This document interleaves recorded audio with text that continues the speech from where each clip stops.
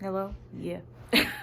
Hey y'all. I don't know if I'm gonna put my hair up. It looks good right now, but knowing humidity, it'll get it'll get bad. But right now it looks okay on camera, so I'm just gonna leave it. Anyway, I wanted to make this video talking about how God saved my life. And so if you're not somebody who is Christian, or you don't, you know, you don't have a lot of faith or whatever, hearing this is probably like, you probably ain't gonna understand anything about what I'm talking about. But you know, for the ones that do, that's who this video is for. Maybe it's to build your faith, I don't know. But yeah, I'm just gonna talk about what God did for me, and like my diagnosis, and kind of what I think about it. And yeah, I'm also a little anxious, um, which I have medicine that I have to take. I don't know if I'm gonna keep taking it. Probably shouldn't have said that, but I'm confused about it a little bit. And I'm also going to maybe cover myself with a blanket. This is not a blanket, this is a towel. I'm gonna cover myself with this damp towel to try to like, I don't know. Is this cute? I don't know. Anyway, so September 15th, 2021, I had according to my doctor, a manic episode of bipolar disorder. So manic episodes are characterized as like not sleeping for a long period of time, mood instability, usually like high moods, and what else? Not eating or overeating. Just like a bunch of different manic stuff. You can Google it. Actually, maybe I'll look it up right now. And yes, you guys are sitting on my laptop. So let's see. Bipolar 1. So it says on NI, National Institute of Mental Health.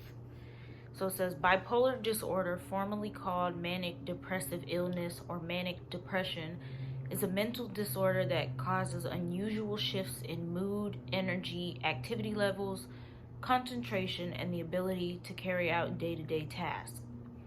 They said there are 3 types of bipolar disorder. All 3 types involve clear changes in mood, energy, and activity levels. These moods range from periods of extremely up, elated, irritable, or energized behavior known as manic episodes to very down, I'm reading weird.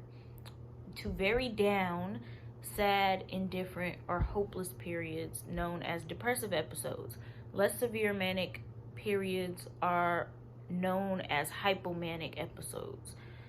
So it says, defined by manic episodes that last at least 7 days, or by manic symptoms that are so severe that the person needs immediate hospital care. Usually depressive episodes occur as well, typically lasting at least 2 weeks.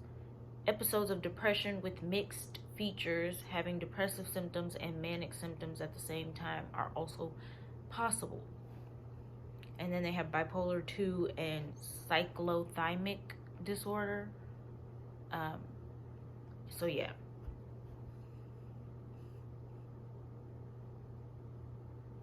Yeah. Okay. So that's what it says about bipolar disorder. And then I'm just gonna talk about like what happened, where I went, and what happened. So on September 15th, 2021, I hadn't slept for like 3 days. and I was in my apartment by myself because I live alone. And what did I do? I started having like what I thought was a spiritual experience. So I was in my bedroom, and I start getting like these intense feelings. I start feeling like Jesus left, or that Jesus returned, and that he came and he was getting his people, but he did not take me. So I was freaking out because I was like, oh my God, like, no. I thought that there was a sign that he gave me earlier in the day, that he wanted me to go somewhere and do something in particular, but I didn't know where to go. So I ended up just spending the day at home. I actually left my job early. Like, I didn't finish out the work day. I like literally in the middle of my work day, I leave my job, I'm driving around, and I'm seeing all types of stuff, and I'm feeling like I'm hearing all types of stuff, and I do all like this weird stuff, and I go to different CVS's trying to get the vaccine, and like just feeling like I'm hearing a lot. And then I come to my apartment and I just sit. So I sit all day, and I really don't remember what I was doing. I just remember at night I start having these racing thoughts. I was really paranoid, and I start feeling like Jesus returned and he left me. So I literally get up, leave all of my lights on in my apartment, and I jump in my car. And I'm wearing a t-shirt, pajama pants, no socks, some Nike slides, and no bra. Like, I was out here. I get up and I get in my car, and I just start driving. And then I'm like, okay, what do I do? Like, where am I going? Where does Jesus want me to go? So I get in my car and I start going up the tollway.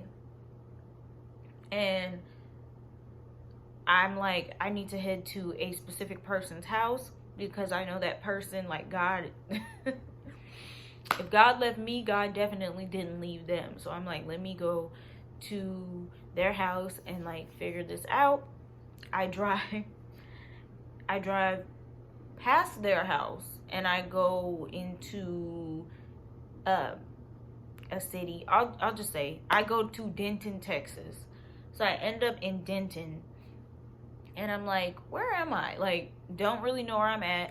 Actually, I had called somebody on the way to this family member's house. I called somebody that I had met a few weeks ago. It is a man, and he changed my tire on my car because I needed somebody to change my tire. And this sounds a lot, but stay with me. I needed somebody to change my tire because it had a nail in it, and you know, whatever. So this guy helped me change my tire, and then he says that he can help me. What did he say? He asked me. I asked him if he believed in God. He said yes, and then he was saying like, "Oh, do you have a church home?" I said no. And then he was like, oh, well, you know, you can come to my church home if you want to. And I was like, cool. And then we exchanged numbers. So he did call me once to ask me if I wanted to go to his church service. But he was really old. I mean, not really old. He's like probably in his 50s. But I don't know why I felt weird about it. So haven't done the thing. But what happened? I called him when I was heading that, you know, the direction that I was going, because I called the person in my family and I couldn't get a hold of them. So then I called him because I was like, well, you know, God's probably with him.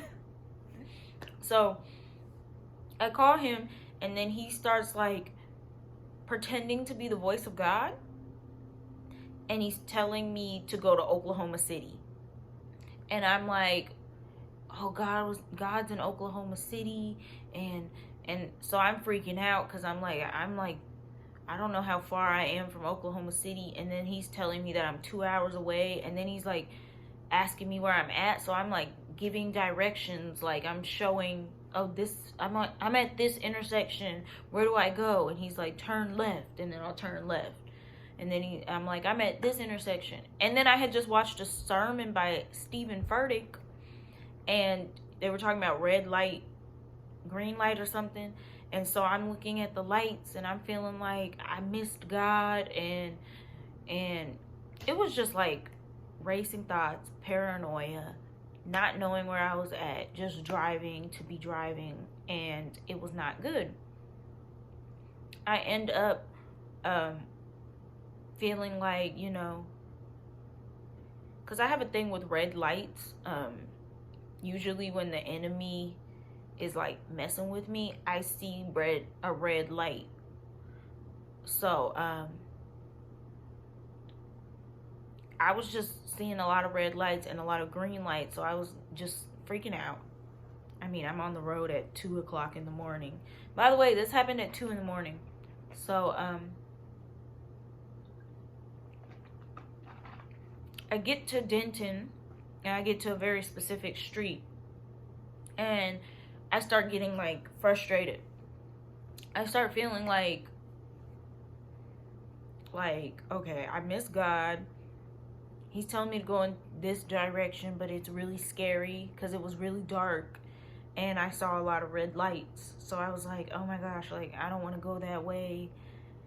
And I was scared. So I did a U-turn in the middle of the street, and I just stopped my car and I parked. And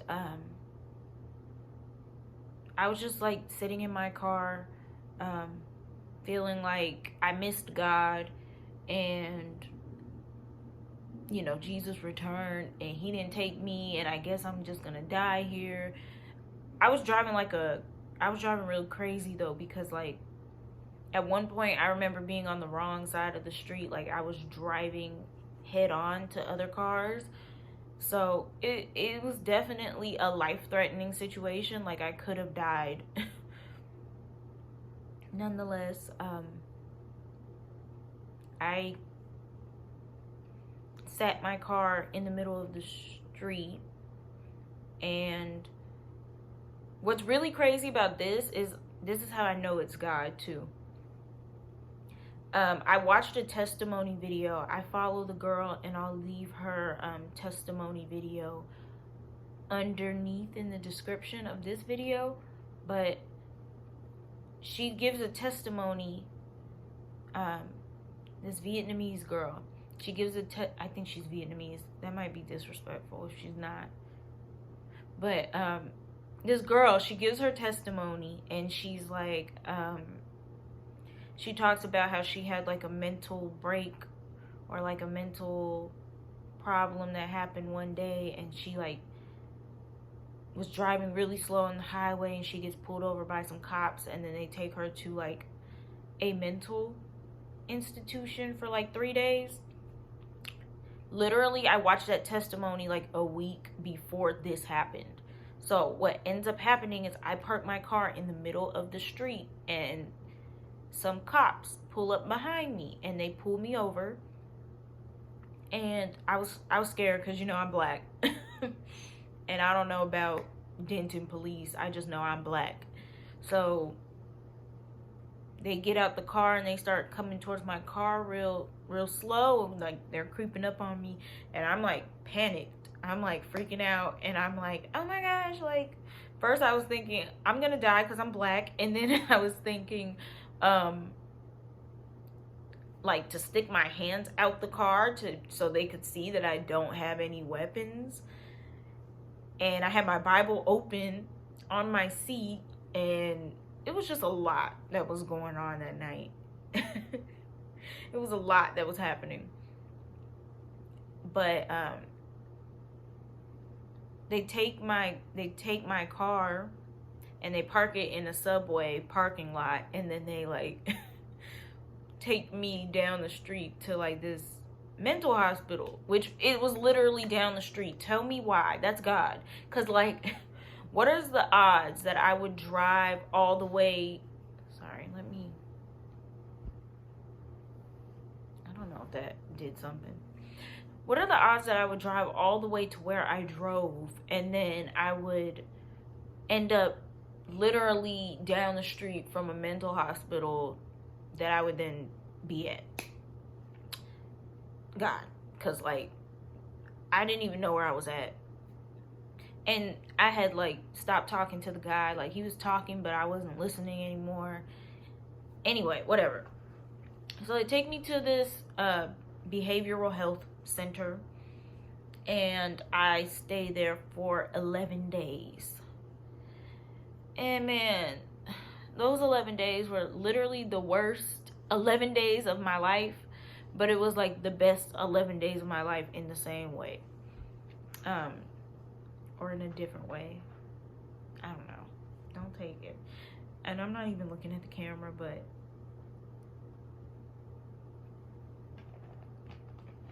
what ends up happening is I get there and I'm paranoid. I'm scared that they're trying to poison me. So I was like not trying to, I didn't want to take the medicine, but I was taking it. Because they kept saying, we're here to help you. We're here to help you. And I was like, oh my gosh, like, you guys are trying to poison me. What is going on? Yeah. First 3 days, I remember I had like a experience that I felt like was kind of spiritual, where I was laying in bed one night. And, which it was hard for them to get me to stay in bed because I felt like, I don't know why I kept feeling like the bed was a coffin, and if I laid in the bed, then I was gonna die, and my spirit was gonna die, not my physical body, but my spirit was gonna die. So I would not sleep in the bed. So I would go into the day room, the main room, and I would like sit with a specific nurse, and she had a really good spirit. I remember I could feel her spirit. And I just knew she believed in God. And she was playing like all these old 90s songs, but it was like Candy from Escape and like stuff like that. And I was listening to it and I could hear God in the music. Like, it was doing a lot for me. And she was the reason that I started taking the medication, because I was just not convinced by everybody else that I was okay, or that I was, that the medicine was like good or whatever. Fast forward, they used the medicine to stabilize me, but I don't know if I believe that the diagnosis that they gave me is right. I might break this into 2 parts because it's kind of long. So I was, like I said, I read before, I was diagnosed with bipolar 1. And, well, in the total of 11 days, I met with my doctor probably 4 times. And I think in total, we probably spent 40 minutes together. So I don't really think that that's an accurate depiction of my problems when, like, you only sat with me for 40 minutes. So to diagnose me as bipolar, I think is a little much. And then I also know that a lot of people who have ADHD go misdiagnosed. I also know that my doctor wouldn't really listen to me when I was trying to tell him what I felt like was going on or whatever. It was a lot of like, nope, this is what's wrong with you. Take this medicine and you'll be okay. Which, kind of typical. But whatever. I know that they tend to say that, or how the ADHD tends to say that sometimes anxiety or ADHD is comorbid, like with other symptoms or whatever, or other illnesses. But I told him that, he would not listen to me. I really do think I'm ADHD. I don't think that I'm bipolar. And I'll give you the reasons why I don't think I'm bipolar. First off, like I said, we only met for 40 minutes in total in 11 days. Like, I literally met with him like 4 times. And then, like, I literally forgot all the reasons why I don't feel like I'm bipolar. I'm gonna come back for a part 2. And then I'm gonna just finish like what it is that I wanted to say in total there, so that way it's not too long of a video. So give me a sec, I'll be right back.